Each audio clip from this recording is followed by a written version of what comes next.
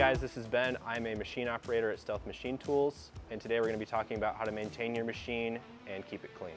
So our entire lineup of machines do all have a very long life expectancy. But with that said comes a pretty good and strict preventative maintenance schedule. It can be a set it and forget it, push, go, walk away kind of a scenario, but you got to be very aware of sounds, very aware of what the machine should do, what the machine sounds like, because if you just neglect it, you know, everything's going to be cool till it's not.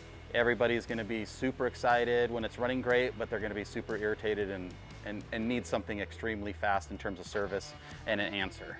So preventative maintenance is a super important thing. If a customer notices their cut quality has drastically changed, we always recommend just calling our tech line. We may ask for pictures or videos just to better help, but it's recommended to pause the machine just to prevent further damage. If you're going to be cutting on a consistent basis, maintenance is key.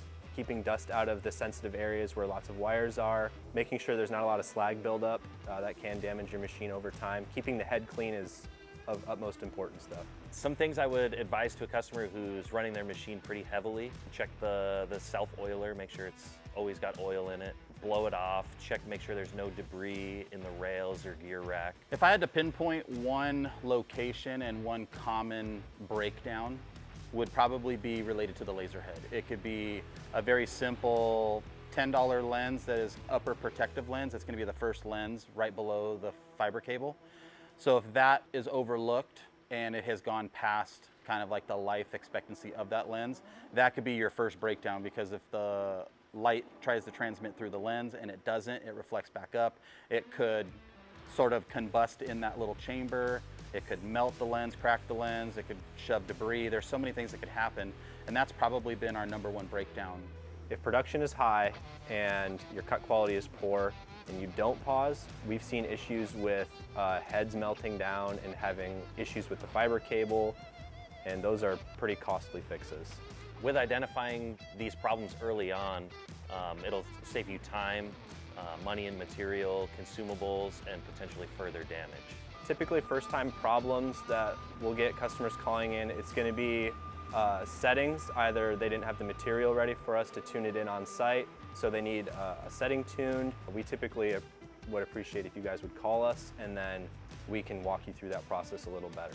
If there's a breakdown during operation and you obviously have a ton of orders that are pending and you're under the pressure of gotta get it done, push the orders out, like we always recommend in the middle of a run, in the middle of anything, calling and asking and getting confirmation is always the best policy.